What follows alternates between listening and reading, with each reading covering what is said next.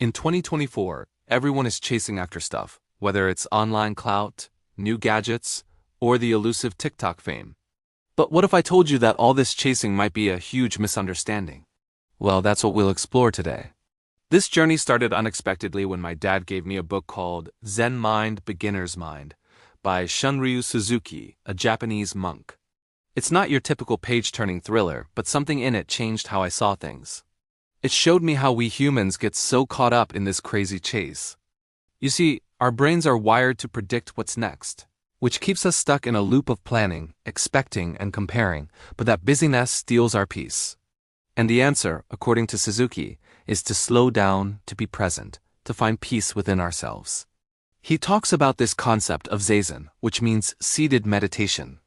But it's not about sitting with legs crossed chanting weird sounds. It's about bringing your entire self, even those pesky thoughts and feelings, into the present moment. He says it's not that life is too short. It's that we keep running after a future that's always just ahead of us, so we miss out on what's right here. But once you learn to sit still and embrace the chaos of your thoughts, it's like a weight lifts off your shoulders. You can face the world without all that extra baggage. It's kind of like taking a mental vacation, except you're not just relaxing on a beach somewhere. You're transforming the way you think. Fast forward to a few years later, and I stumbled upon another gem, The Obstacle is the Way by Ryan Holiday, based on the philosophies of Stoicism. Holiday opens your eyes to this idea that every obstacle, every setback, is actually an opportunity in disguise. It's a chance to grow, to adapt, to be better. He draws from the life of Seneca, a Roman philosopher who said it's not that life is too short, it's that we waste a lot of it. We worry, we fret, we dwell on the past. But the secret, according to Seneca, is to focus on what you can control and let go of the rest. Remember that serenity prayer? Well, Seneca was onto something similar centuries before that. It's a call to action. Stop stressing over the things you can influence and put your energy into what you can. In Seneca's words, every new situation has two handles. One will bear weight and one won't. And the difference is knowing which one to hold on to. And then there's Osho, a spiritual leader known for his unique approach to meditation. He offers a different lens on this whole thing. He invites us to dive deep within ourselves and challenges this idea that we're these tiny, weak creatures tossed around by fate. Instead, he sees us as divine sparks, as immortal consciousness having a human experience. To him, life isn't about running around like a headless chicken. It's about coming home to ourselves. That's what meditation helps with. It's a way to touch that inner divinity. Meditating daily is like tuning into your own personal frequency, like turning the dial on a radio to catch your favorite station. When you do that, you're no longer buffeted by external noise. You're grounded in your essence. You'll find answers within that will guide you on the path you need to take. When I first read those books, I felt a big shift within me. It was like I was shedding layers upon layers of conditioning that I didn't even realize I had. But it wasn't just about feeling enlightened and saying, yeah, I'm chill. It pushed me to take massive actions. My business took off and I became super successful. But here's the twist. That success didn't bring me the deep satisfaction I craved.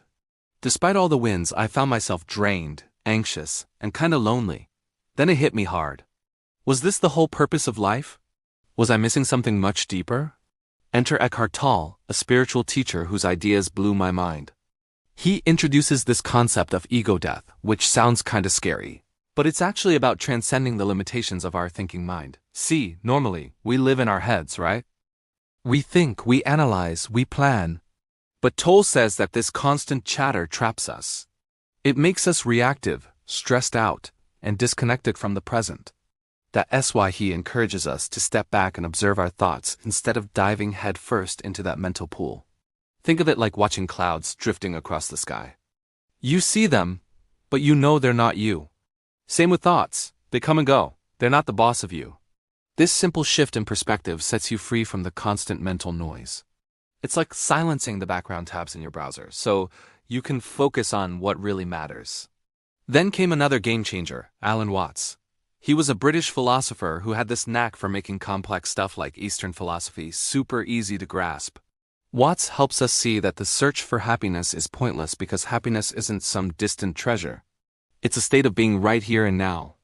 He uses this metaphor of surfing. Don't try to chase the wave. Be the wave. That's where the joy is. Life is happening right now. So instead of running after a fantasy of happiness, he suggests embracing the present moment, whatever it brings. After all, as Shakespeare wrote, it's the sweet that life is short.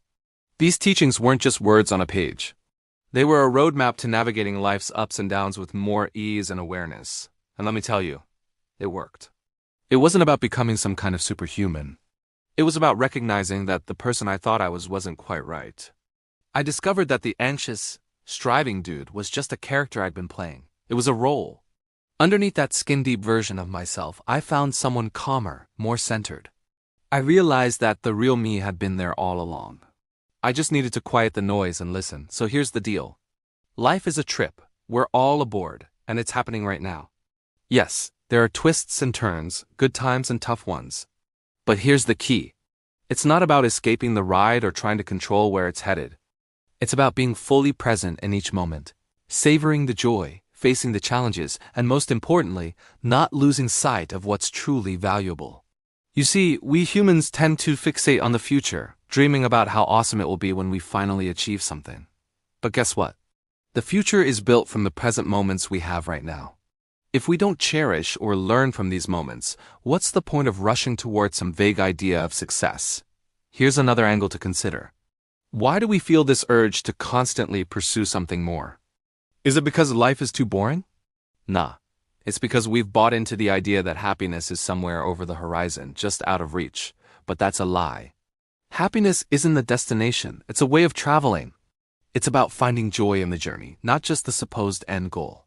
Think back to a time when you were totally absorbed in something, like playing your favorite video game, reading a thrilling book, or watching an amazing movie. Time seemed to disappear, didn't it? That's because you were living in the present. You were so engrossed in what was happening right then and there that you forgot about the past and the future. In those moments, you were free from the constant chatter of your mind. You were simply being. But here's the paradox. When you're in that state of pure being, you're also more capable of taking action. It's like you have this laser focus. You're not distracted by doubts, worries, or regrets. You're just driven by a clear purpose. Now, I'm not suggesting that we throw our responsibilities out the window and run off to join the circus. We still have commitments and obligations to fulfill. But we can approach those tasks with a fresh mindset. We can perform our duties without getting attached to the outcomes. We can even find a sense of playfulness in what we do. It's about embracing the fullness of life, both the highs and the lows. It's in those moments of stillness, of deep connection, that we discover our true selves. We realize that we're not these fragile, isolated beings, but we're interconnected with everything around us. We're part of a grand tapestry that stretches beyond our wildest imaginations. Life, at its core, is a dance. A dance between stillness and movement, between effort and relaxation. The trick is finding harmony in that dance. It's not about chasing some distant mirage of success or happiness. It's about waking up to the beauty of each moment and embracing it wholeheartedly. It's about realizing that the purpose of life isn't something to be found, but something to be created. It's about weaving moments of joy, love, and presence into the fabric of our lives. And as we do that, we discover that we're not just living, we're thriving. We're becoming the authors of our own stories. So here's to embracing the dance of life. Here's to finding joy in each step. And here's to discovering that the purpose of life isn't a destination, but a journey. We learn this cosmic truth bit by bit, through glimpses and hunches. Like the time you felt utterly still, but also vibrated with a kind of inner thrumming. Or when you gazed up at stars so distant, they seemed to belong to another world. Those moments hint at something big, something that turns life upside down. If we could grasp this truth fully, it would be a paradigm shift, a revolution in how we live. Ready for it? Here goes. Everything is connected. Every particle, every atom, every star, even your breath and my voice, all linked in a grand cosmic dance. The illusion of separation, 1154. So, does this cosmic connection make life a breezy comedy? Not silly comedy. Not escapism. But the kind of joy that lets you relax into the mystery. A peace that knows it's part of something vaster than itself, something eternal. Because when you realize you're part of it all, why fight it? You can dance with life. Not against it. Embrace the swerve, the surprise, the wild beauty of existence. It's not about you, it's in you. This cosmic citizenship carries responsibilities, sure, but also immense freedom. Freedom from anxiety, from grasping. Why? Because you don't need to fix everything. You're not separate from it. You're in it. The earth isn't something you inhabit. It's something you are.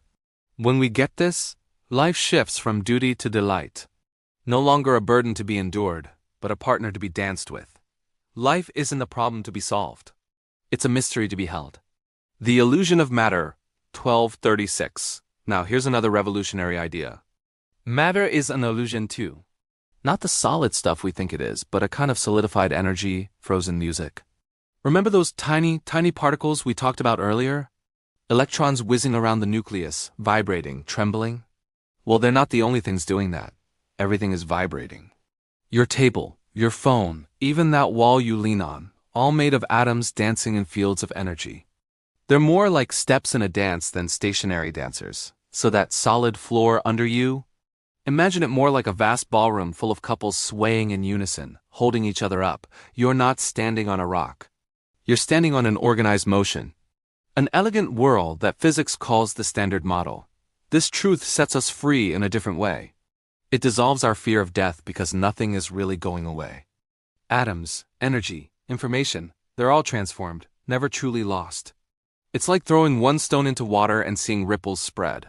Nothing disappears, only changes form. Does that mean it's not real? Not exactly. It's real enough to stand on, to build a life on, to love and laugh and cry on. But not the way we think. It's not some unchanging, independent stuff out there. It's a dynamic, interacting web, a process, a becoming. When we glimpse this truth, life feels less burdensome. We don't have to trap it, control it, or mourn its loss. We can enjoy it knowing it's temporary, but beautiful. Personal Identity and the Cosmos, 1355. Now let's tackle the toughest nut of all, the idea that we are more than our physical form, that there's a little CEO in there, an enduring self that owns this body and experiences life through it.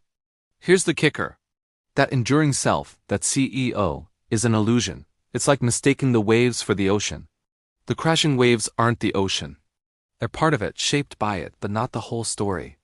Similarly, your thoughts, feelings, and experiences arise from the complex dance of neurons in your brain, but they're not the whole story. In fact, you're more like a wave in the cosmic ocean, forever changing, yet always you. Who am I? I used to think it was this little guy in charge, making decisions, having feelings. But now I know better. I am the process, the interaction between my body and the world. My thoughts, my feelings, they come and go like waves. I'm more myself when I stop fighting the waves and ride them. When I allow myself to feel whatever is here without trying to hold on to it. When we get this, our sense of self changes. We're no longer a frightened fragment clinging to an ego, afraid of being swept away. We're a vibrant wave, unique and beautiful, yet connected to everything else. And that connection brings responsibility, real responsibility, not from guilt or fear of punishment, but from compassion. You help others not because you should, but because they are, in a sense, you. You wouldn't stop a wave from crashing on the shore, would you? You're part of that too, so who am I?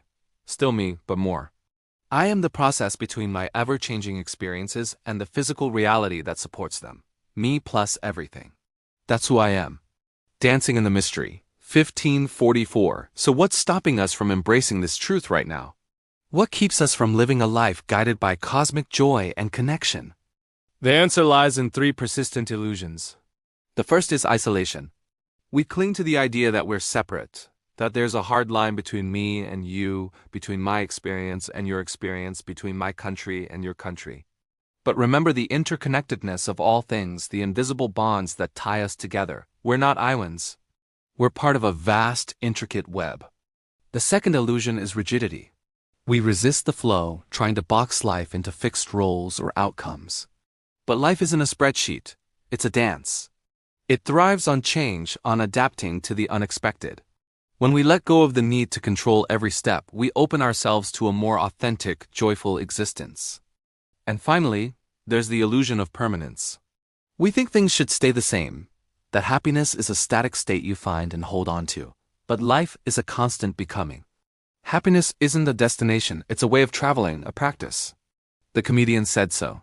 He knew life's inherent seriousness. But he also saw its magnificence, its tragic beauty, its ceaseless unfolding. And he found humor in the heart of it all.